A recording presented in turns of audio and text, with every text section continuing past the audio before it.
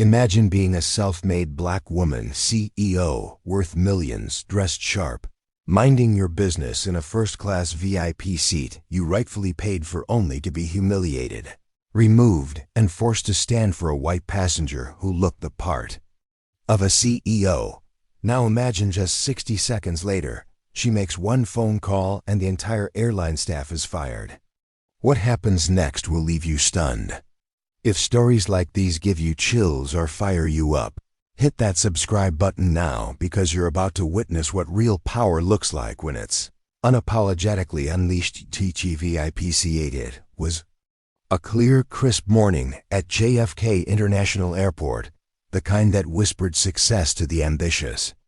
Michelle Carter, CEO of Carter Tech, the youngest black female tech mogul in the country, arrived at the Delta Sky Lounge in a fitted navy blue power suit, heels clicking with purpose. Her company had just landed a historic defense contract, and she was flying to London for a panel on global innovation. As always, her assistant had booked her the VIP first-class seat 1A, the kind with champagne, reclining space, and personal concierge service.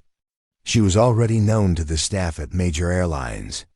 A loyal premium member, they usually welcomed her with warm smiles. But today was different. At gate C27, as Michelle boarded the plane early as VIP protocol allowed, she noticed some subtle glances. A flight attendant named Rachel, blonde and in her mid-30s, greeted her without eye contact and hesitated when scanning her boarding pass. Are you sure you're in first class, ma'am? Rachel asked, voice low but edged with disbelief. Michelle raised an eyebrow but replied smoothly, yes, 1A. You can scan it again, if you like. Rachel did, and the machine beeped green. Oh, Rachel said flatly, stepping aside. Michelle took her seat, unfolded her laptop, and began reviewing her keynote speech. 10 minutes passed. Then another flight attendant approached, this time a supervisor named Carl. Tall, white, late 50s, corporate tie too tight. Excuse me, ma'am. There seems to be a seating error. You'll need to move to coach. This seat is needed for a VIP. Michelle looked up slowly. I am the VIP. She spoke with the calm fury of someone used to proving her worth in rooms that never expected her. Carl gave her a practiced smile that never reached his eyes. Well, the passenger who was meant to sit here is on their way. We ask that you cooperate so we can take off on time.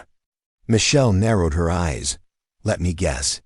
White, male, mid-40s, probably in finance? Carl blinked, caught off guard. Right then, a man in a gray blazer boarded, visibly confused as he was directed to 1A. He glanced at Michelle, then the crew, then back to Michelle. Actually, I think there's been a mistake, he began, but Carl cut him off. It's fine, sir. We're taking care of it. The man looked uncomfortable but sat. Michelle stood. Not out of fear or submission, but calculation. She gave Carl one long piercing look, turned off her laptop, pulled out her phone, and dialed one number. One single number. Elizabeth? Activate protocol Eclipse. She said it in a whisper. No questions. Then she turned off her phone. She exited the plane without another word. The moment Michelle stepped off the jet bridge, her phone buzzed again. The message read, confirmed. Full lockdown initiated. Asset recall in motion. She smiled to herself. Elizabeth was her chief operations officer, X&DS. And Protocol Eclipse was her company's private, pre-established strategy for racial bias incidents that required corporate retaliation. It had never needed to be used. Until now. Back inside the plane, Rachel and Carl went about preparing for takeoff, still chuckling quietly. But they didn't know their internal systems were already being accessed by Carter Tech cybersecurity. They didn't know the airline's executive team had just received a conference call request flagged urgent, class of discrimination. They didn't know that 5 top news outlets had already been pinned with digital evidence, and that Michelle's 12 million follower LinkedIn post had gone live. Just got kicked out of my paid first-class seat because I didn't fit the profile of a CEO. I hope Delta's PR team is ready. Hashtag this is America, hashtag not your token. By the time the plane had taxied halfway to the runway, the flight was stopped. An announcement came on. Ladies and gentlemen, due to unforeseen technical issues, this flight will be returning to the gate. Confused murmurs broke out in the cabin. In the cockpit, a private alert had come through. Immediate return. High-level investigation. Do not question. Executive override. Michelle was waiting at the gate. 3 uniformed executives from Delta's corporate security met her with apologies tumbling from their lips. Ms. Carter, please accept our most sincere regrets. The crew in question has been suspended pending investigation. But Michelle shook her head. Too little. Too late. I don't accept apologies. I accept accountability. Then the real blow came. She owned 8% of the airline's parent company. And with that 8%, she had leverage. 60 seconds after the crew's humiliation, she made a call. A domino of firings began. Rachel, Carl, and even the cabin manager were terminated in real time. Corporate ethics reps descended on JFK, and by the time the replacement flight took off, the entire gate team had been replaced. It wasn't just about revenge. Michelle didn't operate from pettiness. She operated from impact. By the time her jet landed in London, the story had exploded globally. Black female CEO removed from first-class SEAT company responds.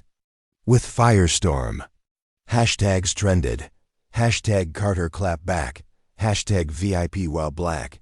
Hashtag don't single quotes T-touch seat 1. A dot but the deeper twist.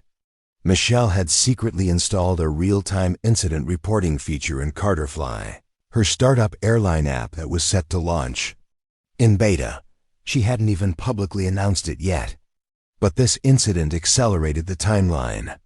Within 72 hours, Carterfly gained 400,000 downloads from people who supported her cause and wanted a bias-free airline experience. Even the white passenger, Mark Dansby, a fintech executive, went public in support of her. She was right. I wasn't the VIP, and it made me look at how complicit silence can be. Then came the lawsuits. Michelle filed a formal discrimination claim not just as an individual, but as a company. Delta's stock dipped. And quietly, investors began shifting their portfolios toward Carter Tech's future aviation arm. It wasn't just about a seat. It was about the system.